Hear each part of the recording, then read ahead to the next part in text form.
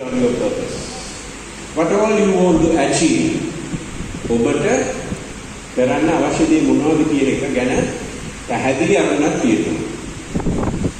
දෙක ඒක කරන්න ඔබ ඔළුව හදා ගන්න ඕනේ. positive mental attitude. අර දෙවුන් කරන සිද්ධියක්. මම කාලයේ ශ්‍රමය නිදි මරාගෙන කොහොම හරි මගේ අරමුණ කරා යනවා කියන එක. තුන්වෙනි එක තමයි සැලැස්මක් තියෙනවා.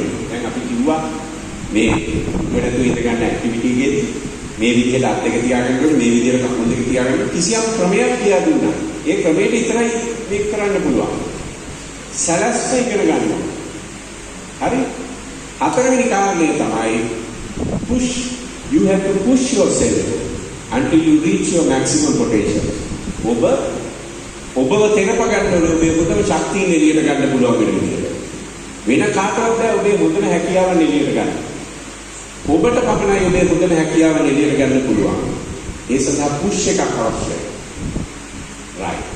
ඊළඟ කාරණය තමයි peer support. peer support එක කියලා කියන්නේ දැන් මේ පුටුවක් අතු ඉඳ ගන්න ඇක්ටිවිටි එකේදී ඉස්සරහින් එක්කෙනයි පස්සේ ඉන්න එක්කෙනයි නැතුව පුළුවන් තනියම ඒ වින්ද බෑනේ. ඉස්සරහින් එක්කෙනා තුන්ඩෝට පිටිපස්සින් එක්කෙනා තුන්ඩෝට.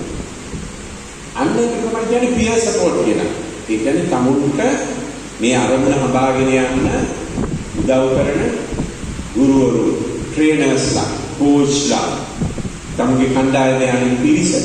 ඒගොල්ලන්ට සහාය කරන peer support කියලා කියන්නේ ඒකයි. සහයෝගී කණ්ඩායමේ ආධාරය. ඒක ඔබට අවශ්‍ය වෙනවා.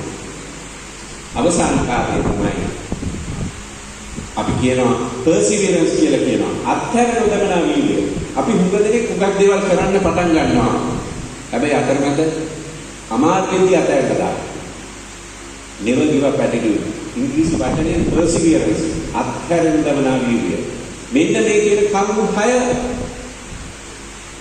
ඔබට සම්පූර්ණ කරන්න පුළුවන් නම් ඔබ මෙතෙක් ජීවිතේ ඇචීව් කරපු නැති හුඟක් දේවල් ඔබට ඇචීව් කරන්න පුළුවන්.